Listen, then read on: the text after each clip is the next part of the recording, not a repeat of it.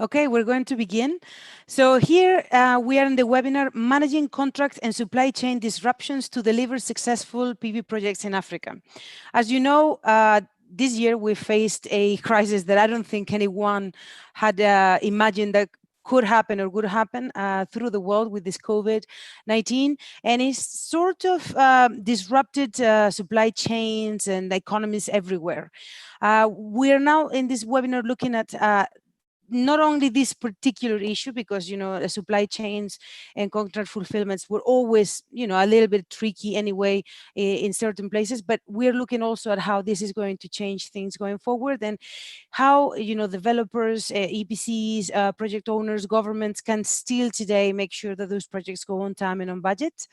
And with me today, we have three experts on the topic, and I'm going to ask them to introduce themselves. So please, I'd like to ask Charlie. Charlie, I'm going to take your microphone off, and please, could you introduce yourself, your company? Sure, Belen, thanks very much. And ladies and gentlemen, thank you very much for joining the webinar. My name is Charlie Pearson. I work for Aon in London. And we're a multinational firm with over 50,000 employees globally. We are focused mainly on risk, retirement, and health solutions. And obviously within the risk space falls insurance. And the majority of you on the webinar will be well aware of the critical role that insurance plays, both within making sure a project is bankable, but then also from securing your investment that you make in PV projects.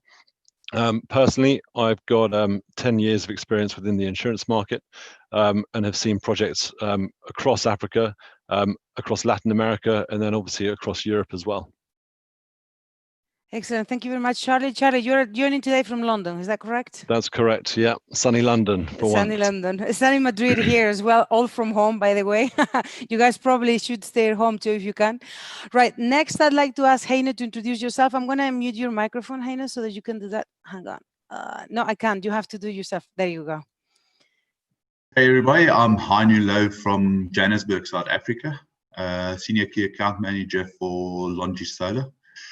Currently, we are the largest mono manufacturer globally, and I also bring over 10 years of experience in solar modules and solar module supply to the African region.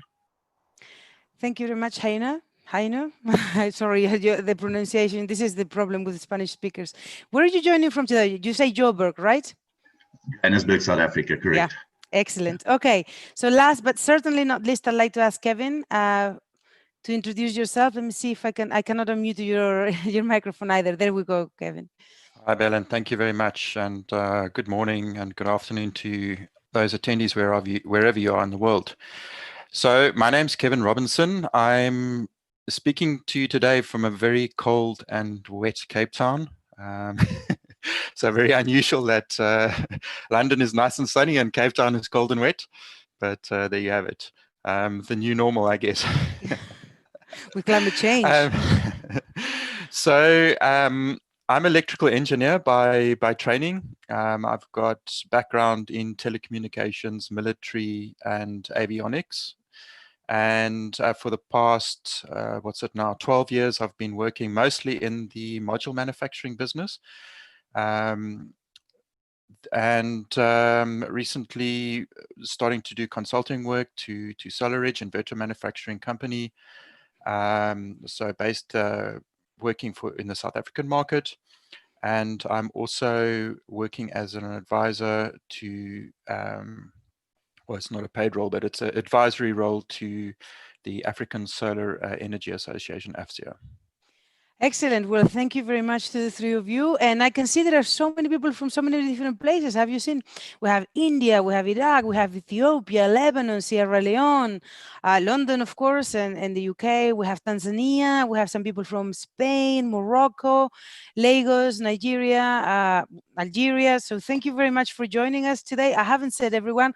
I also like to thank personally someone that I know, Michael Geyer, for being here in many of our webinars. Thank you for coming, Michael. And without further further ado, I'm going to ask Charlie to share his screen and prepare for his presentation. And I'm going to explain to you guys how this is going to go.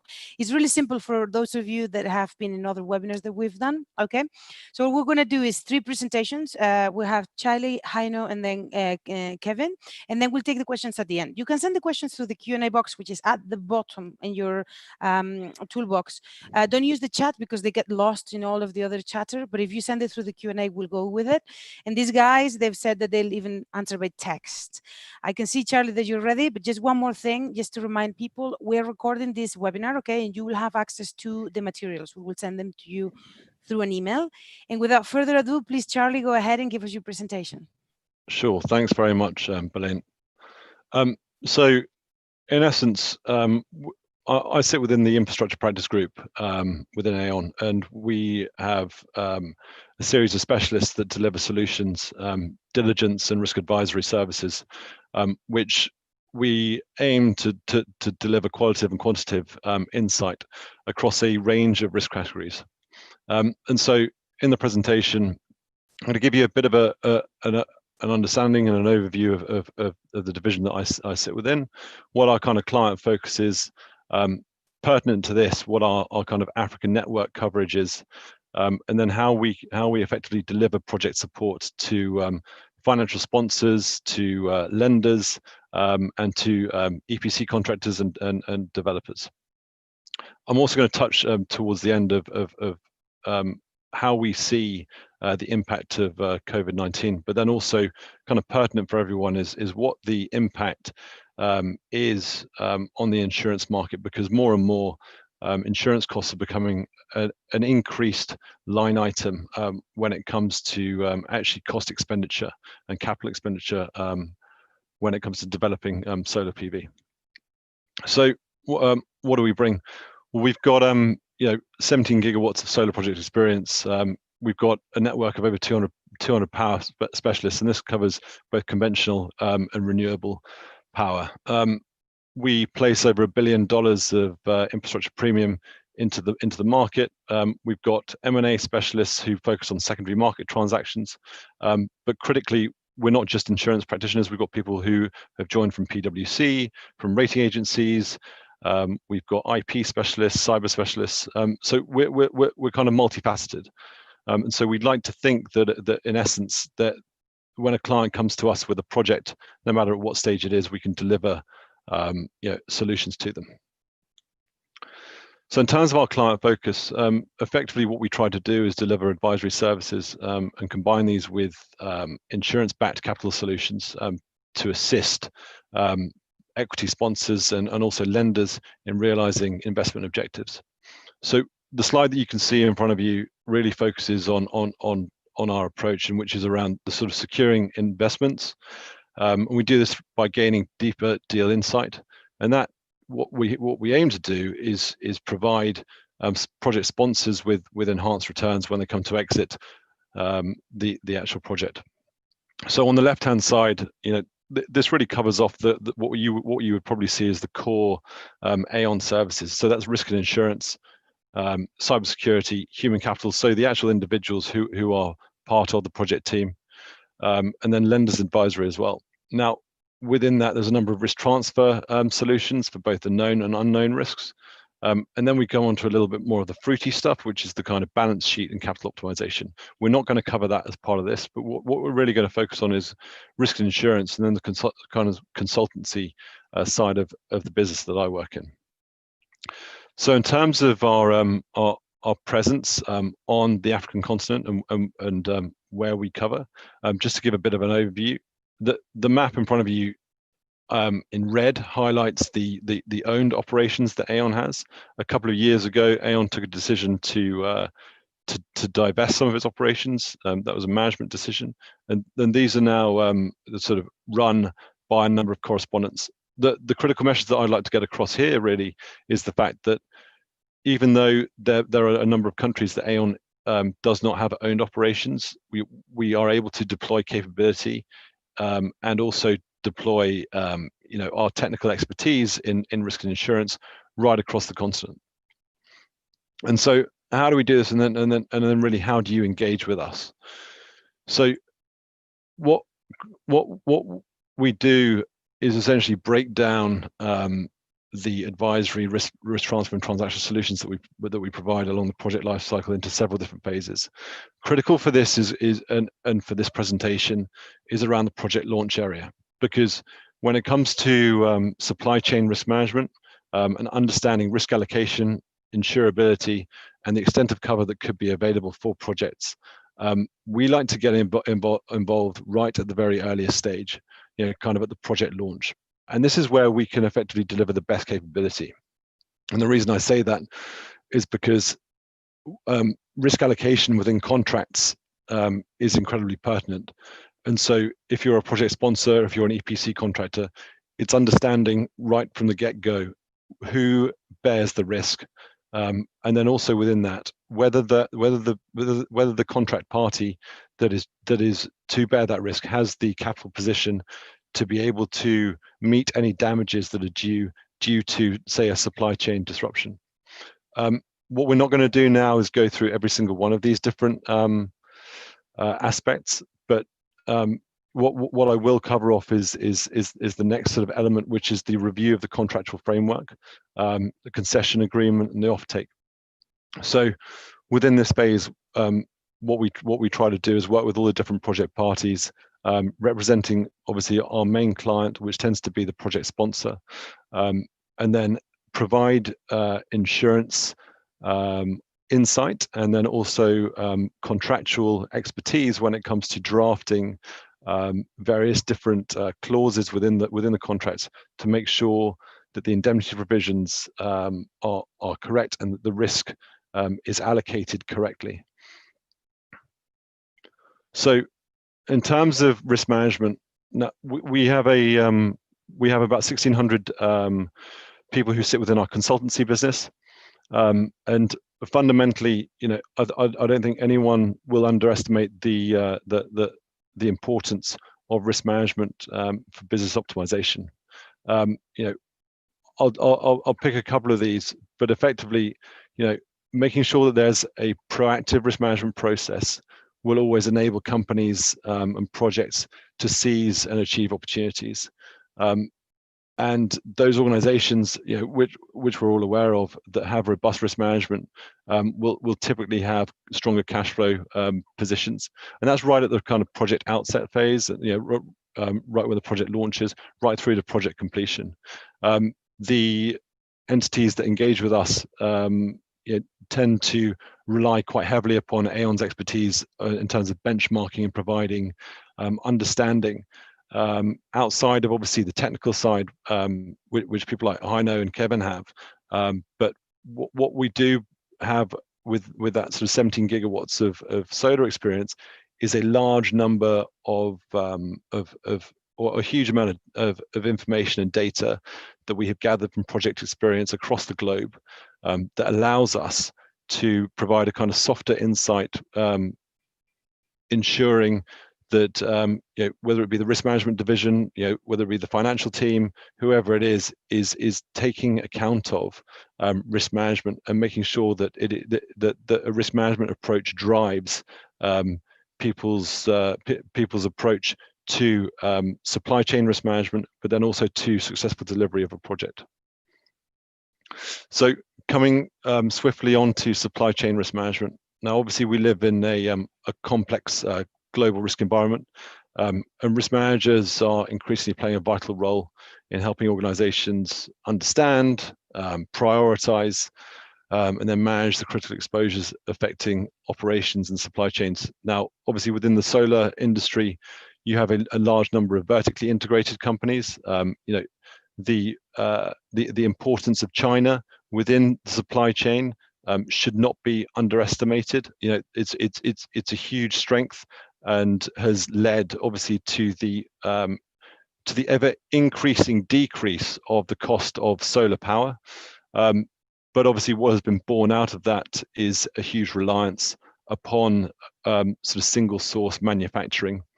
And so where we try to assist is by mapping out the different risks along the supply chain, and by allowing companies to understand where those risks can be transferred into the insurance market and pricing those up accordingly, but then also where those risks can't be transferred to assist with flagging those, and then also feeding in and working with legal advisors to make sure that contracts are drafted correctly, to ensure that if there is a supply chain disruption, or if there is a an effect that that say a logistics and port delay, how either the insurance will respond, and making sure that it will respond through contract drafting, but also making sure that the risk management team know that where there isn't an insurance solution, where they can find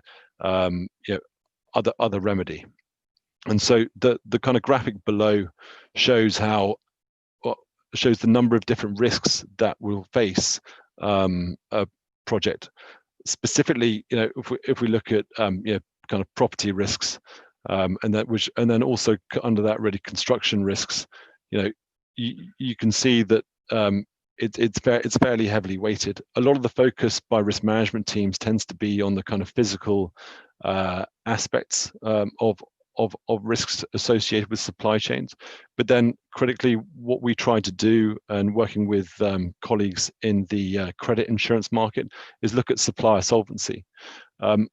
If you are reliant on your project for a single source supplier, you need to make sure that that supplier itself is solvent and has the capital position to be able to meet any damages that could be brought against it, and likewise that they aren't going to go bankrupt midway through the construction phase of your project, leading to I suppose a catastrophic event and jeopardizing kind of successful project completion. And so critical questions which we try to kind of push, and now these will obviously have to be tailored to the makeup of the of the project team, but they're very, very simple, and they should be addressed at every stage, really. And what we see a lot of the time is that projects do not have a fully developed risk management framework, and that's something that we can assist with. We have consultants who readily work with project companies who can almost have boilerplate risk management frameworks, which will then be tailored for the specific project. But it's then also making sure that is communicated across the organization.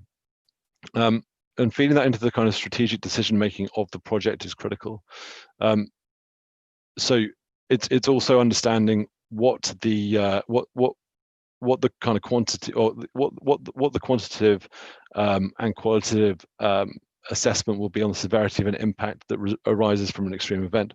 We've seen very recently, obviously with COVID-19, that it was a completely unforeseen event, and a number of companies and entities have looked for resolution from their insurance policies, and have found that those insurance policies actually have not responded in the way that they thought they would. And what I'll come on to at the end of this presentation is specifically on the issue of force majeure, and what we're seeing around that. So what's our kind of value proposition in terms of assessing the risk of supply chain? So our kind of enterprise risk team will assist projects with that risk identification. Project teams are rightly focused on ensuring that they have all the relevant kind of concessions in place. They have the relevant permitting in place. One of the things that often is missed or slightly overlooked is that proper kind of risk identification and quantification modeling, and making sure that the financial model of a project actually has significant reserves, or is factoring in the capital position of that project. And so the enterprise risk team that we have can effectively act as an outside or outsourced consultancy to help develop a kind of a risk management design and implementation, which covers off elements such as risk resilience, governance, and then in the future look at risk maturity and risk profiling. So taking a kind of a bit of a step back, looking at the global insurance market, the outlook, unfortunately, for projects, is not good. The global insurance market pricing for the outlook of the second half of 2020 is of increases in premium rates, and that's from construction to operational insurances. And this has really been driven by successive poor kind of claims in the insurance market, not specifically within solar, but you've got to remember that we're in a global marketplace.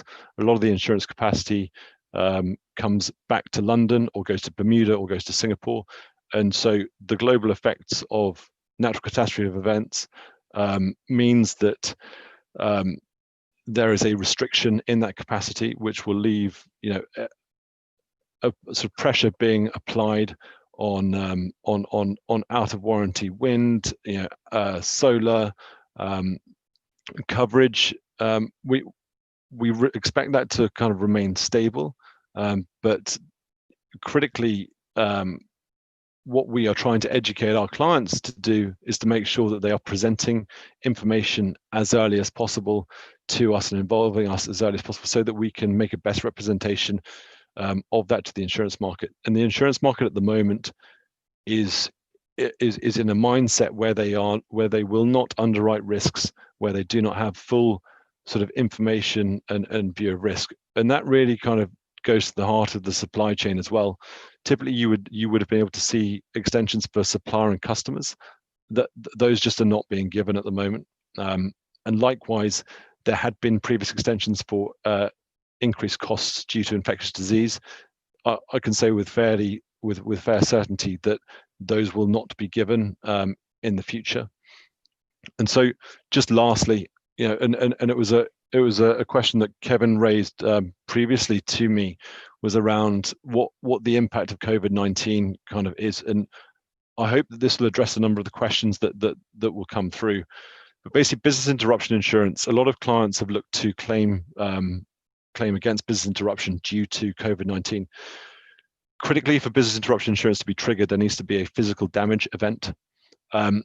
So despite a lot of press saying that business interruption would cover it, there needs to have been a physical damage loss event occur. And extensions for infectious disease, yes, you could probably claim on those, but they will be sublimited, and so your recourse will be fairly limited. And then just covering off lastly the impact and effects of force majeure.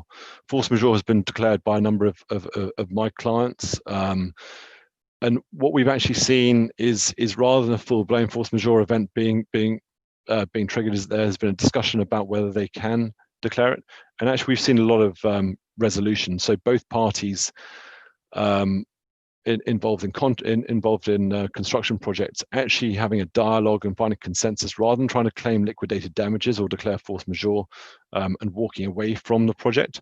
We've actually seen an increased dialogue and sort of resolution. I'm conscious in terms of the time that I've taken so far. I will answer any questions on the chat, but it's probably best that I hand over now. Thank you very much, Charlie. Thank you very much. It's very, very small typing here, but very important information. So we will make sure that everyone gets a copy of that. I don't know what I can zoom in on it. Is the kind of thing that, is the kind of thing that everyone is going to want to know, and actually check that very, very carefully. I'm going to ask you now to stop sharing, please, Charlie, so that we can have the next person share. And don't worry, you will get a copy of this. So Heino, if you now can prepare yourself for the to share your screen. And just a reminder, you do send your questions. We have one already, but do send your questions through the Q&A box. And actually, Charlie, Heino, and all of the rest will actually start answering also by text if and where they can. Can you make that into a large presentation, please, Heino? As in, yeah, perfect. Okay, we can see it now and we can hear you. So go ahead. Excellent. Thank you very much, Belen. Thank you for everybody that joined today. I think from a module manufacturer's point of view, just basically want to just give you guys a bit of more insight as to what has been happening in the last 2 quarters with the pandemic and what effect this has had on capacity, products, and obviously price levels. Yeah, just a quick introduction to our company. We were established in the year 2000. At the moment, we've got more than 30,000 employees. We've achieved some good accolades from the company as given by Forbes, Fortune Magazine, Goldman Sachs, MIT, Science and Technology. Yeah, leadership roles, 2018, we've achieved 40% of the global share in monocrystalline wafer supply to the market. We've also achieved 7.1 gigawatts of module supply, with 3 gigawatts of that was bifacial modules.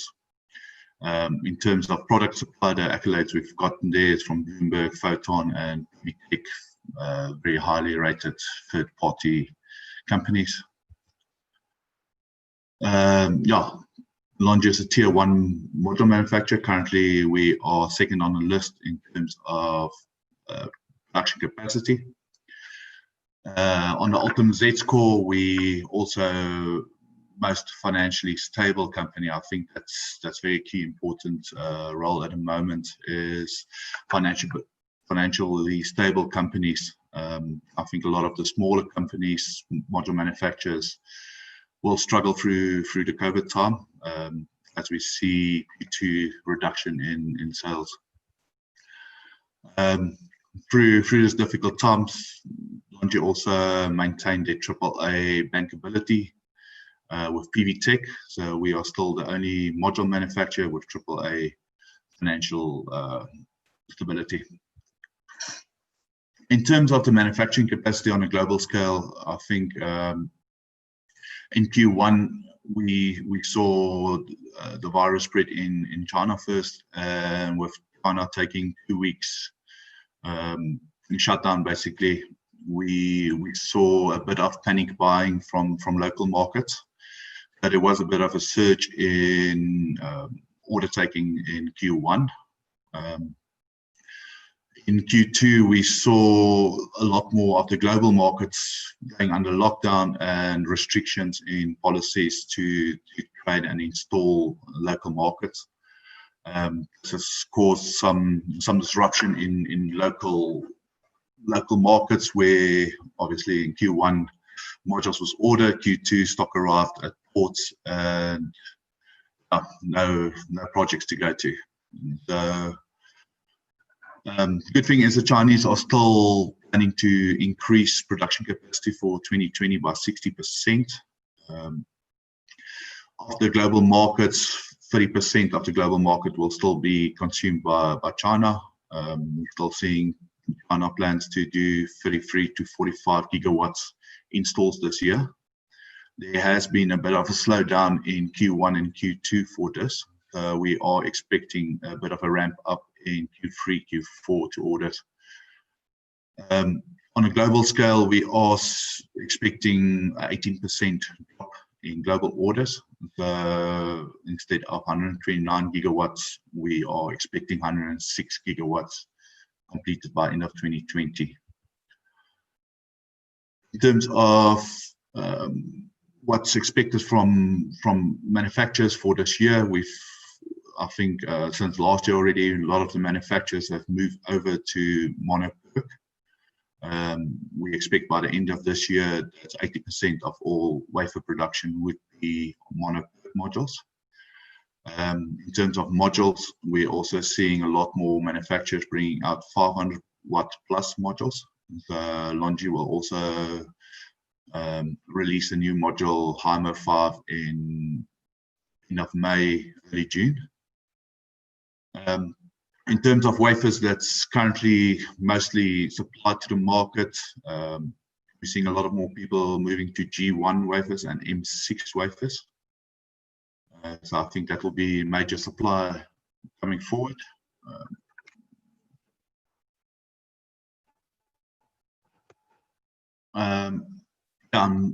from a production standpoint, Longi will still achieve 50 gigawatts of wafer supply to the market this year and 25 gigawatts of module supply. So with the panic buying in Q1 and also the close down of factories in Q1, we've been able to change all the production lines. From a module supplier, we are moving all our production now to Heimer 4, which is your 440 watts on 70 cell module. And all the previous smaller wafers will also be changed. That's also on a wafer side. A lot more of the module manufacturers will move to larger wafers, larger modules. I think this is important to note when designing projects and doing final contracts with clients, is to open the design spec, as there's a lot of changes in module in the last while, is to leave open the final design till final order placement, as everything's changing currently. In terms of the price levels, what we've seen this year, as I said, Q1 with the panic buying, I think it was remained fairly stable. And this was released end of Q1, where everybody assumed the module manufacturers would be ramping down due to the corona spread. But there was an expectation that the pricing might go up. I think the Chinese handled the pandemic very well, and manufacturing capacity in China is back to normal again. I think with Q2 pricing at the moment, we are definitely seeing pricing well below the $22 So if this will remain for the remainder of the year, I'm not sure. I think as global companies or global countries ease up on restrictions of trade and installations and everything, Q3, Q4, we might see a surge in orders again, which will definitely put pricing under pressure. Also, just a conclusion on what we see as the markets going forward is, with restrictions and everything easing up over the world now, I think the supply chain will start easing up now again. I think if people have projects or something working on at the moment, it would be good to get your contracts in as soon as possible. I think Q3, Q4 will definitely see price pressure as global markets go back to normal again. And in terms of module supply, I think we've seen quite a lot of changes since the beginning of last year to now. A lot of improvements on efficiency, and just keep in mind to keep contracts open for module sizing to offer your clients the best LCOE at the end. So that's just a quick share from our side. Thank you very much. Yeah, that was really quick but to the point. And thank you very much for telling us so much about trends and taking into consideration also logistics. You guys have to think about that stuff. This will be available as well. And last but certainly not least, Kevin, if you prepare your presentation, and it looks like we'll have some time for answers after, so do send them through.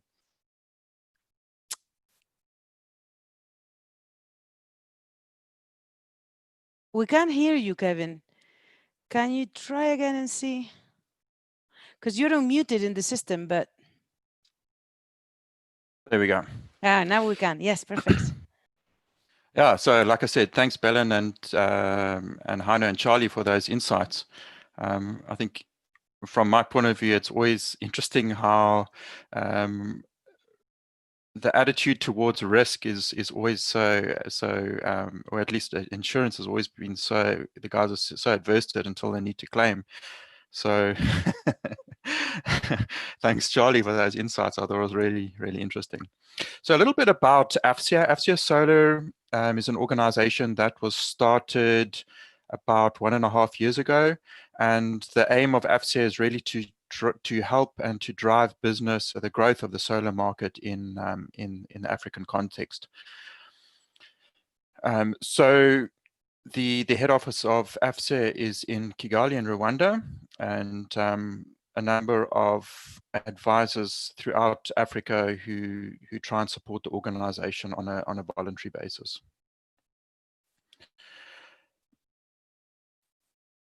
So just some insights from my side.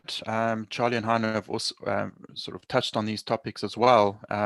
So what I just thought is, what are projects doing, and what are some of the clients and some impacts that we're seeing right now? So Charlie has alluded to this, is that some of the projects are trying to claim force majeure.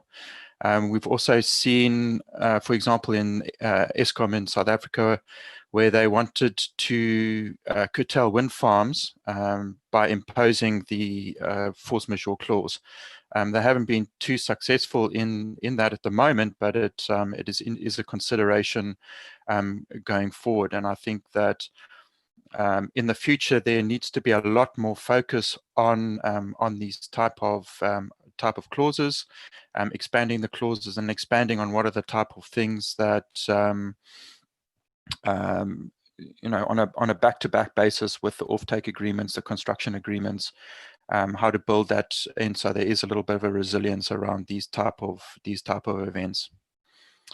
Heino has mentioned this as well, but in Asia, most of the capacity is back online. I think what has happened, though, is that obviously with China, the impact of the virus being felt in China first. Initially, we had a lot of supply issues, but now we're starting to see demand issues impacting China, where markets is essentially shut down. So there is some impact there, which has also been an advantage in a sense, in that the Asian manufacturers have been able to build up that capacity. So we are starting to see supply chains flowing again. One of the other difficulties at the moment is that although those supply chains are working, we're starting to see shipments where, although the goods are getting shipped, ships passing port. So, for example, where they might have been scheduled to deliver to Cape Town, maybe they end up being delivered to Durban or some other port, which then creates further logistic challenges in country on the land side, but also with the slowdown, we see that customs and clearing agencies aren't working at full capacity, so this has caused some delays in port, which has impacted supply chains. I think what has also been quite interesting is the manufacturers with the supply chain, which geographical diversification seem to have been slightly less impacted. So I think in the future, when you're looking at your supply chain, probably also important to consider manufacturers with some geographical diversifications.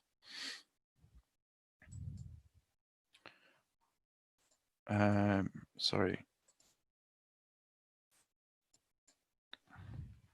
Yeah. Okay, so what are some things to consider moving forwards? As I said, I think the contracting side, a lot more focus needs to be paid to this particular aspect. Charlie has mentioned how they like to get involved in early stages of projects, but I think this particular risk mitigation tends to be a late stage engagement. So, in order to help mitigate risks moving forwards, the developers, the project owners, need to pay more attention to these type of to the contracts in early stages of the project. Once again, companies with geographic diverse manufacturing facilities are probably going to help to mitigate risks. So what tends to happen in projects, mostly in the utility scale, not so much in commercial industrial type of projects, but during the contracting phase, you'd go through stages where you do factory audits. You'd specify which factories, which production lines need to be used in that for the manufacturing of that specific order. so I believe in terms of risk mitigation, what might be a consideration is that start to audit and certify multiple factory locations, so that if one factory is impacted, you can shift to another factory without without too much effort. And I think these type of contracts are going to need to be a lot more flexible in how you deal with these kind of delays and events. I think another important consideration, just because of how heavily the supply chain is reliant on Chinese manufacturer, raw materials coming from outside of China, and components manufactured in China to feed those supply chains. I think a lot more focus needs to be paid to bill of materials and spare parts. Where are they supplied and sourced from? In terms of equipment delivered to site, I think once again a lot more focus needs to be paid to what kind of spare parts need to be delivered to site in the contracting or in the construction phases. Particularly within a mind of the operation and maintenance phases, making sure that if there are any future events, that there are sufficient spare parts on site to make sure that supply chains don't impact the operation of these power plants. Then with regard specifically to inverters, historically, centralized inverters have been used on the large power plants. I think that if you look at the trend, I think string inverters have really started to increase in popularity, and probably taking around 40% market share of utility scale power plants. And I think in terms of risk mitigation, we're probably going to start to see, especially in an African context, a more heavy move into string inverters, and commercial industrial projects moving into module level power electronics, and things like optimizers and microinverters. And the reason why this is that it gives a lot more flexibility in the operation and maintenance phase. With the centralized inverter, you might have a 1 or 2 megawatt power block that will go down in the event that there is an issue with that particular inverter. However, when you go to string inverters, what starts to happen is, depending on the size of inverter, a megawatt block might be comprising now of 10 inverters. So you're reducing the impact of those kind of failures in the event that there is an event where spare parts can't be delivered to site. And then in terms of module level power electronics, I think that also gives a lot more flexibility and resolution in commercial industrial type of power plants. Bankability, I think this is something that is super critical, and probably quite I think something that is not really paid enough attention to.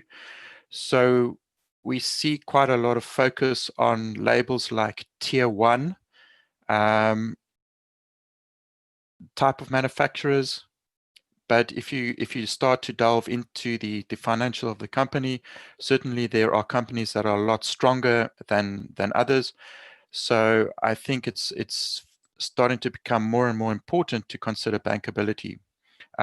Companies that are a lot more financially resilient are obviously going to be able to stand by their warranties at a later stage, whereas companies that are heavily indebted, you might start to see that these kind of events will impact on their financial situation and their ability to service those warranty contracts in the event that their financials are impacted. With regards to operation and maintenance, I think with the move to string inverters in industrial or utility scale projects, it gives a lot more visibility into the power plants with the monitoring platforms and your operation and maintenance services. And if you then move into your commercial industrial type projects with module level power electronics, it gives a lot more resolution when you're doing your operation and maintenance services. So where you might have an issue with a power plant, with module level power electronics, you have a very high resolution monitoring platform where you can actually see at a module level what is happening in that plant. So what this does is if there are any issues, you can isolate that problem without impacting an entire plant or entire string or inverter. What it also allows you to do is in the diagnostic stages, if you pick up problems, your engineers can actually sit and diagnose problems at their desks, and they have a very specific knowledge about what is actually happening in that power plant. So when you go to do services in that power plant, they know exactly where to go in that particular way, which module, which position they go to. So this minimizes time on site and minimizes time when you're actually starting to do manual diagnostics in those power plants. Finally, the last thing I think is we're going to start to see, this has already started to happen, but in times of challenges, we start to see a lot more innovation. So when it comes to the operation and maintenance side of things, we'll start to see a shift to higher plant automation, particularly when it comes to things like robotic cleaning, and a lot more artificial intelligence platforms built into the operation and maintenance type of services. The last thing I want to touch on is mostly in the commercial, industrial, and residential type of space. So in the new normal, everybody has got used to online meetings. So where you'd normally have face-to-face meetings with customers, with end users, more and more Zoom or online meetings starting to take place. So with the type of design software that we see, a lot of these design softwares have some kind of a Google API. So when you type in the address, it already builds up, imports a satellite image into the design software. And what we've seen is that the software companies are starting to work closely, or manufacturers are starting to work closer together. So what you're able to do is, for example, start with a design where a structure company has their type of design software to do the structural analysis, then import that structural design into your electrical design, then complete your electrical design in the design software. And from the design software, once you've completed your electrical design, export that into some kind of a monitoring platform. So what we've now created is, in the new normal, we've created this process where you can meet with a customer online, go through this design process in a very short period of time, 45 minutes to an hour. And through this process, you're building the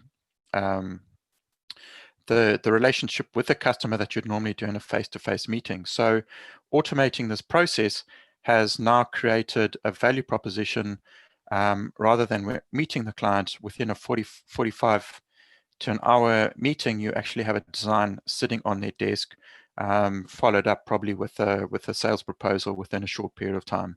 And I think this is also a process that is going to speed up the process, but also reduce the decision-making process and allowing the end users to make faster decisions. So a much higher reliance on the value proposition rather than the component and the CapEx cost of projects. Thank you.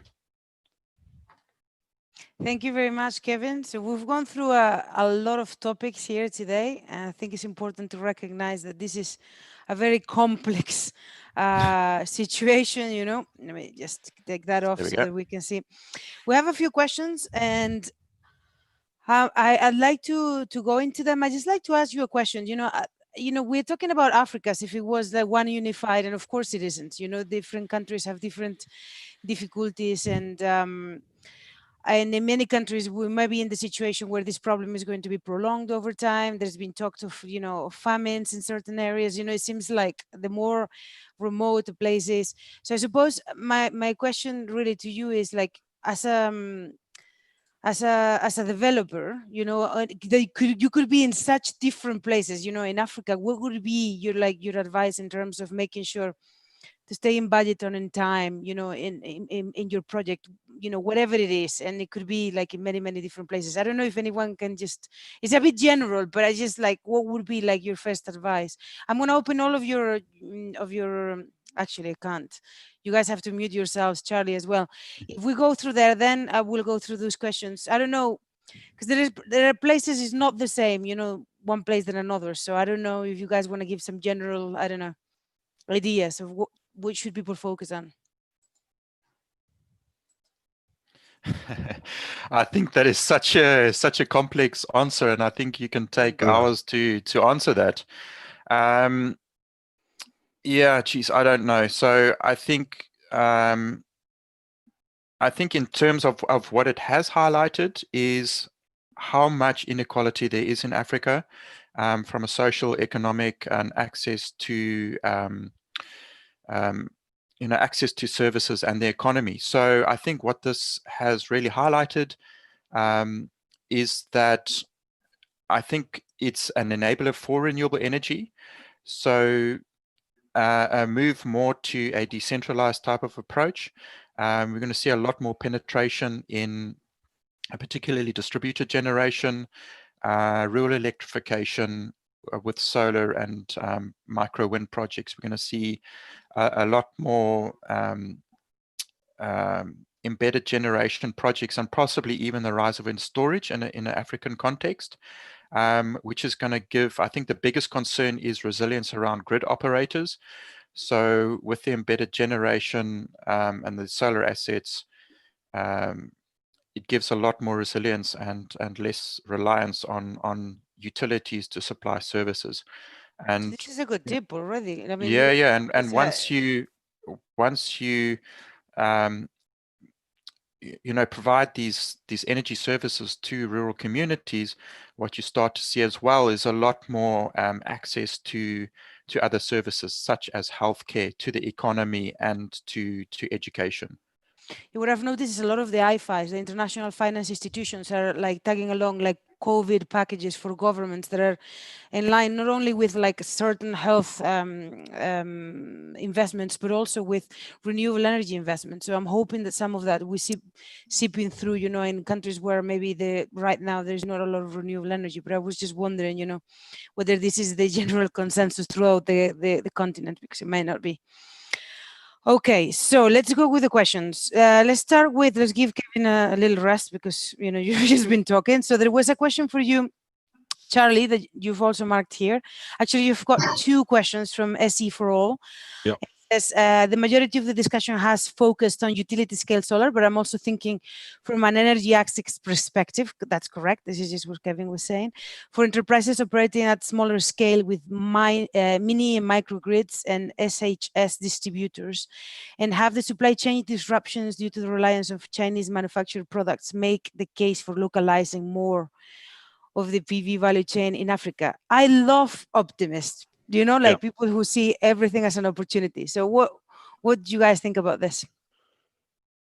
I mean, look, from a sort of, from an insurance point of view, when it comes to microgrids, microgrids are insurable, right?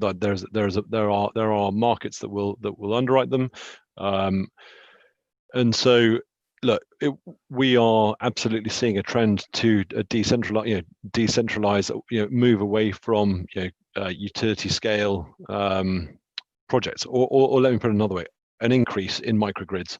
There will always be the requirement for utility scale power generation, whether that be renewable or conventional, and there are solutions that are out there. When it comes to the second question around reliance of supply chain and the want and willingness to try and move away from reliance upon, say, China as a manufacturer, I think it is optimistic at this stage. I think fundamentally a lot of this is kind of cost driven, and you would not get the benefits of the economies of scale that a player like China has in terms of manufacturing, falling right down to the end user and the actual customer, in terms of price per megawatt of electricity generated.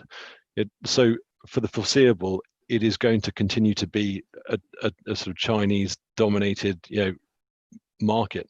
That's not to say that there won't be a move to other countries. And I think we're seeing that, and Kevin and I both picked up on it in what they were saying, that places like Vietnam are starting to see increased orders, and they're scaling up capacity, but capacity takes time to build, and specifically I'm conscious about generalizing across Africa, but in order to see the same reflection, there needs to be an increase in manufacturing capacity, which requires investment, which requires electricity generation. It's a kind of it's this sort of this cycle which sometimes it takes a major event to break, but at the moment cost is such a huge issue. Okay, thank you very much. Heino, a question for you. I'll also just go on. add there. So on the second point there, it's also for looking at localizing PV manufacturing, also got to do a lot with demand. And at the moment, there is a lot of demand in Africa, but without clear policies or any clear demand forecast, there won't be any investment from any of the panel manufacturers. Yeah, spot on. Thank you very much. Heino, a question for you. What will be the trend in solar module WP for the next year? Are we past the 400 permanently? Is there a large change in dimension compared to mono 72 cells? So I'm just paraphrasing a bit. The price trend we're talking about, what is the standard module that this applied to? Thank you. I think currently, if you look at 72 cell modules, which is the most dominant module we normally use in Africa, I do think from Longi's perspective, we're definitely past the 400 watt mark permanently. We have stopped all our manufacturing on lower wattage modules. In terms of the sizing of the module, there has been a slight increase. It hasn't been huge.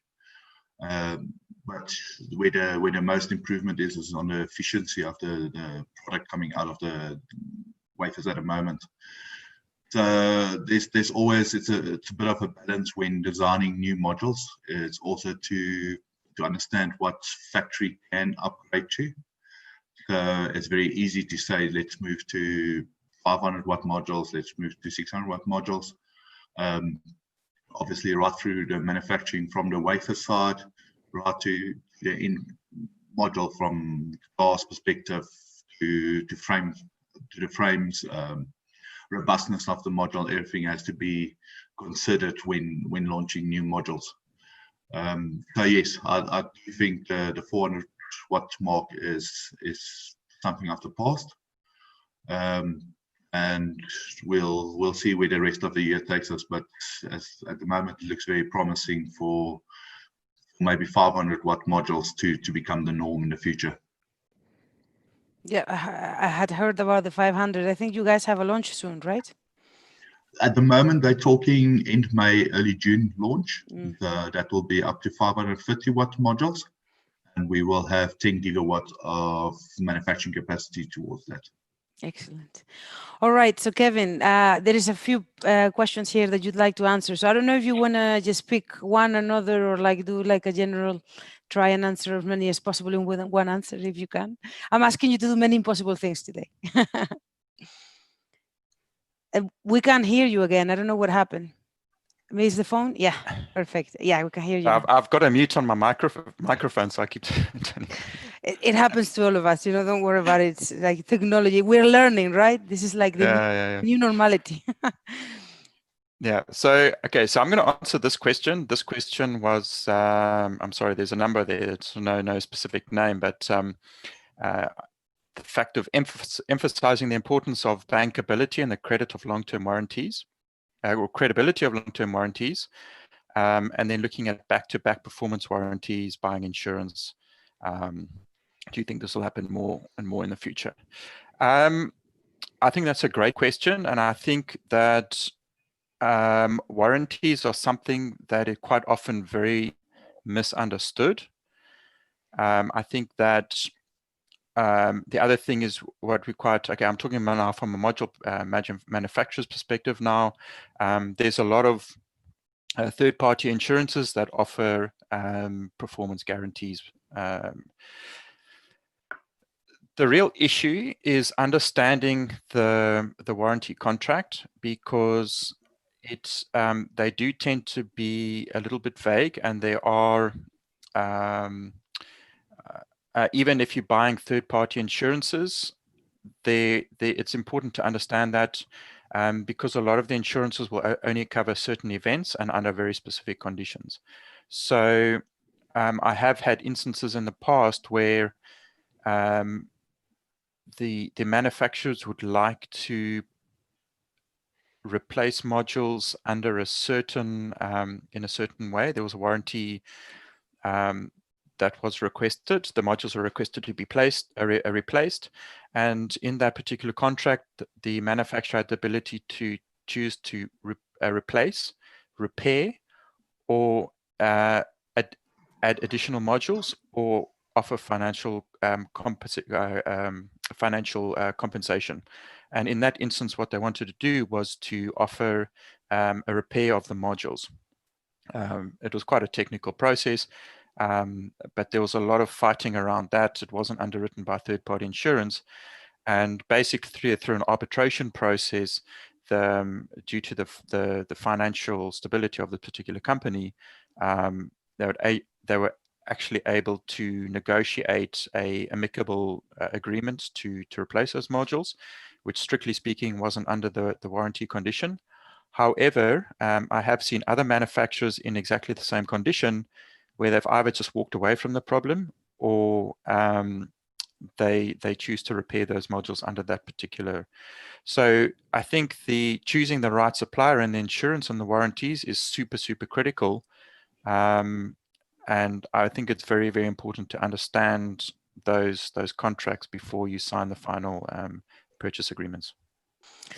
Thank you very much, Kevin. Thank you very much, Heino and Charlie. I mean, with PV projects that now last an average 25 years, and they can easily get lifetimes of 35 years, it does sound like your point, about making sure that the supplier has the right quality and warranties is very, very important, because it's there for half a lifetime, so to speak.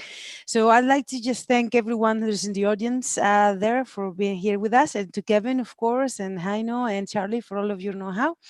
And we'll see you next time, guys. Thank you very much. Thanks, everyone. Thank you very much.